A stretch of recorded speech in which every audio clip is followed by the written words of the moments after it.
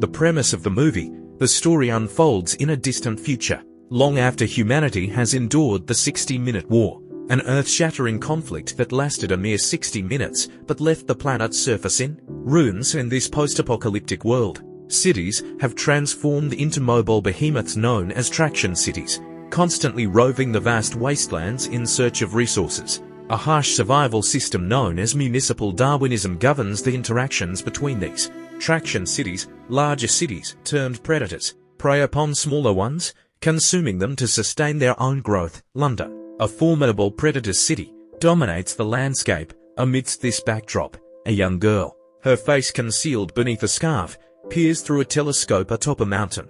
Her gaze fixed on the approaching juggernaut of London, she swiftly retreats to her hometown, Saltsaken. As London looms closer, pandemonium erupts in Saltsaken as news of London's imminent attack reaches its inhabitants. The town's engines roar to life, transforming it into a makeshift vehicle, desperately trying to outrun its pursuer. London's citizens, perched atop their city's towering walls, relish the spectacle of the chase, cheering for their predator city's victory. Magnus Crome, London's formidable Lord Mayor, orchestrates the city's relentless pursuit, his orders echoing through the bustling metropolis. Despite Saltsaken's valiant efforts to evade capture, it falls prey to London's predatory grasp, consumed into the larger city's insatiable maw. Within London's vast interior, a world of its own unfolds. Museums extol the virtues of American deities, reflecting the distorted perceptions of history that have emerged in the wake of the cataclysmic war. Tom Natsworthy,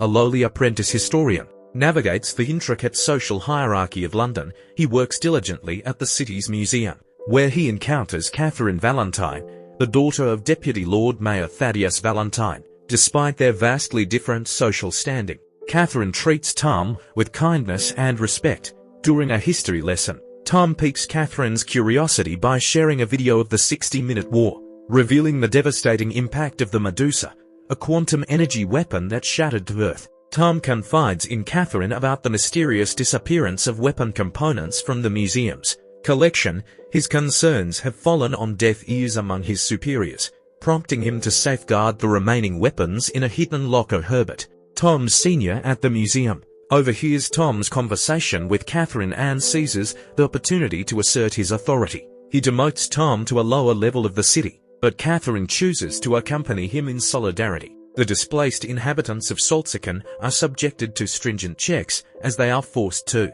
abandon their demolished city. They are permitted to retain their belongings but are strictly forbidden from carrying any weapons. However, the girl with the scarf manages to conceal a knife amidst her possessions. Tom and Catherine arrive at the city's lower level, where they oversee the inspection of the Saltsaken people. Tom's fascination with an antiquated toaster is interrupted by the arrival of Deputy Lord Mayor Valentine. Valentine, impressed by Tom's knowledge of technology, is presented with a dangerous old tech device, a relic from the era of nuclear weapons. Valentine's unsettling remarks about the weapon raise Tom's suspicions. Suddenly, the girl with the scarf confronts Valentine, brandishing her hidden knife. She declares her act of vengeance for her mother, Pandora Shaw, before she can strike again. Tom intervenes and chases after the girl as she flees into the ruins of Saltsaken. The girl plummets into the chute, but Tom, intrigued by a gruesome scar on her face, grabs her just in time. She introduces herself as Hester Shaw and informs him that Valentine murdered her mother. Before releasing his grip, Hester then falls into the chute. Just moments before Valentine arrives, Tom confronts Valentine about Pandora Shaw. His gaze filled with suspicion, Valentine, feigning innocence, pushes Tom down the waste chute after Hester, leaving him to vanish into the depths. Later, Catherine, Valentine's daughter, joins him in his chamber, inquiring about Pandora Shaw. Valentine dismisses her question, but Catherine remains suspicious, sensing he's concealing something. Meanwhile, Tom regains consciousness on the outskirts of an unknown location, only to be robbed of his money by Hester. As he awakens, she abandons him, but Tom, determined, follows her footsteps. She expresses her anger towards Tom for disrupting her plan, meticulously crafted over the past 6 months. Tom pleads for her assistance in returning to London, his home, but Hester ignores his request and continues her journey. Back in London, the Lord Mayor fumes at Valentine's decision to lead them to Europe. resulting in food and water shortages.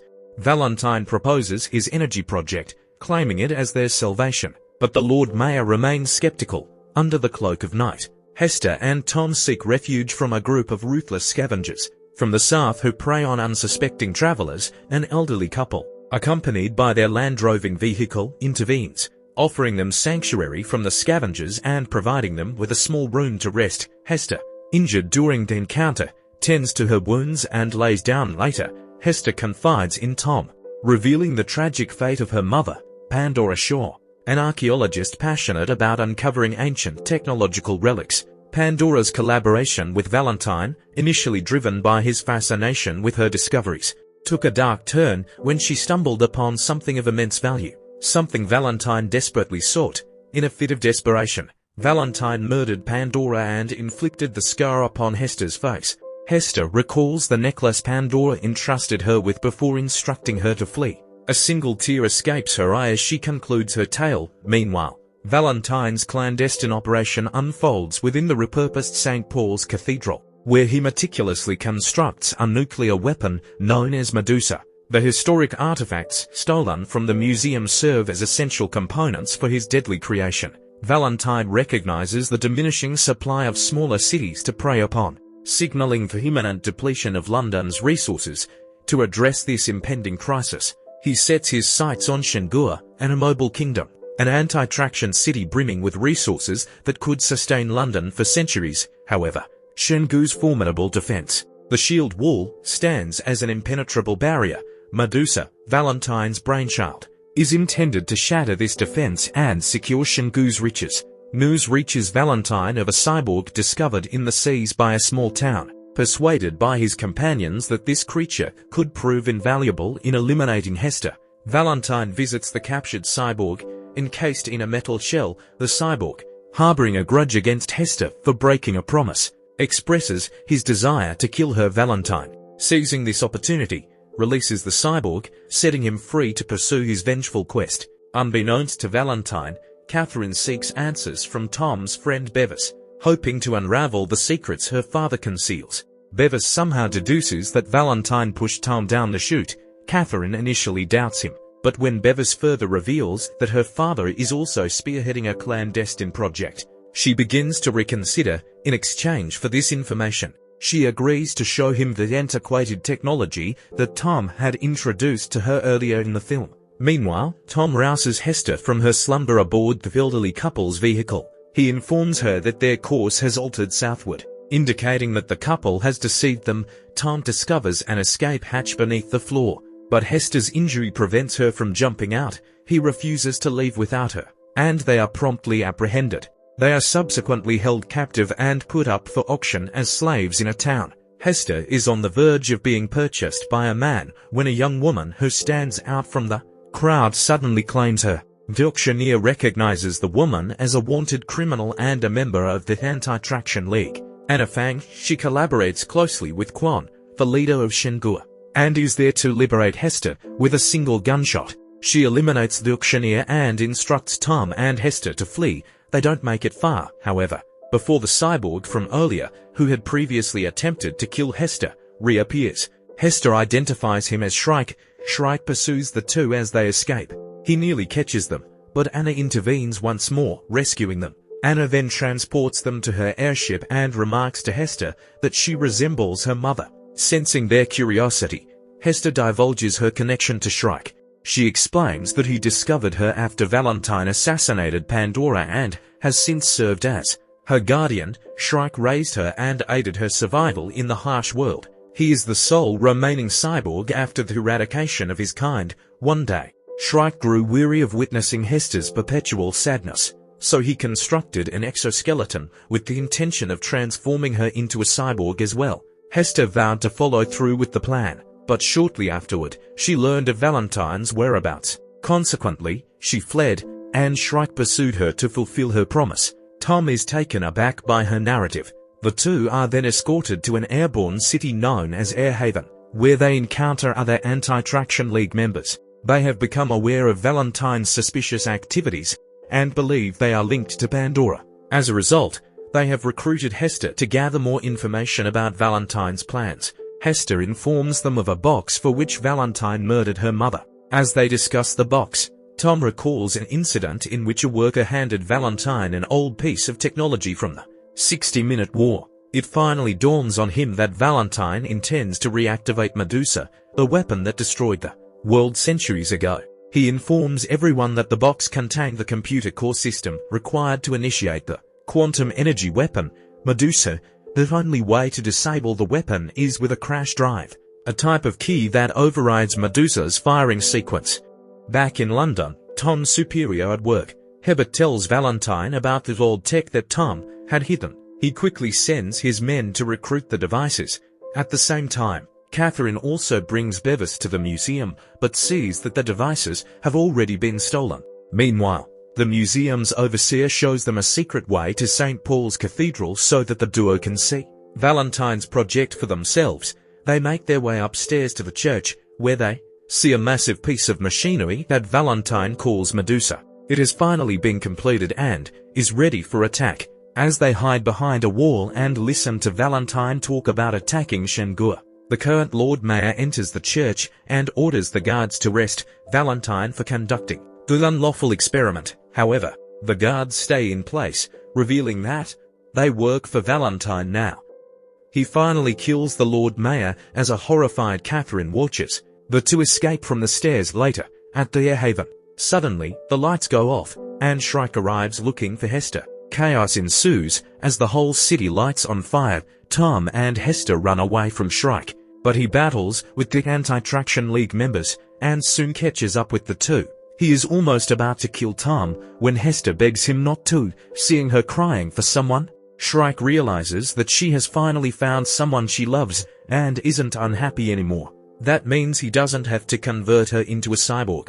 A severely injured Shrike hands Hester the necklace Pandora had given her and dies instantly. Hester, Tom, and the members of the Anti-Traction League now make their way to the city of Shangua. They meet Shangu's governor Quan and tell him of Valentine's plan. Anna suggests he help launch the anti-tractionist fleet against London because if they strike first, the chances of Shangu's survival are less. Quan orders the guards to strike at London.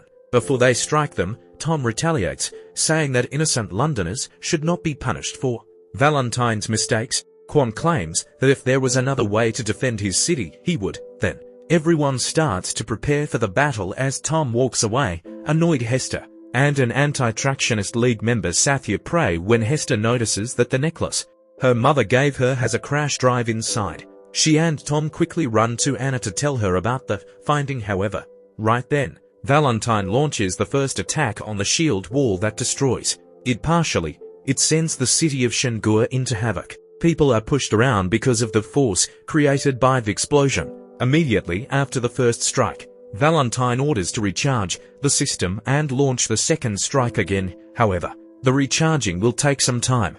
After securing the crash drive, Anna and her fellow anti-tractionists, along with Hester and Tom, board their respective airships and head towards London. Fierce aerial combat ensues between the two cities, resulting in the loss of many Anti-Tractionist League members. Anna, Tom, and Hester manage to escape unscathed. Anna skillfully maneuvers her airship above London, allowing Hester to infiltrate the city with the crash drive. Some time later, Hester instructs Tom to pilot the airship while she disembarks to join him in London. She confronts Valentine directly to divert his attention, enabling Hester to utilize the crash drive to override the city's systems. With only 60 seconds remaining before the missile launch, Hester manages to halt the countdown just in time as Anna urges Hester to flee. Valentine intervenes, pushing Anna off a platform to her death. He then confronts his daughter Catherine, pleading for her to join him in a safe haven. Catherine, appalled by his ruthless actions, denounces him and retreats into the city. Inside London's control room, Valentine's henchmen eliminate the remaining operators. Enraged by the failure of his initial plan, Valentine resolves to crash London into the shield wall, jeopardizing the lives of both cities. Catherine desperately attempts to activate the brakes, but the system has been sabotaged. She informs Tom of the dire situation via radio. Tom devises a daring plan, requesting Catherine to open the engine bay doors, piloting his airship. He ventures into London's engine system and unleashes a barrage of missiles. aiming to cripple the city's engines and prevent the impending collision. Meanwhile, Valentine prepares to escape the impending crash by boarding his own airship. However, Hester confronts him, engaging in a fierce struggle amidst the chaos. Hester recalls her mother's past affair with Valentine, a revelation that momentarily distracts her, allowing Valentine to gain the upper hand. With renewed determination, Hester breaks free and manages to latch onto Tom's airship. Once secure, Tom launches a missile at Valentine's airship, finally ending the villain's reign of terror. Mere moments before the catastrophic impact, London grinds to a halt, averting disaster. The city's residents emerge, seeking refuge in Shangua, determined to rebuild their lives. The film concludes on a hopeful note, with Tom and Hester embracing, promising a shared future of exploration and adventure.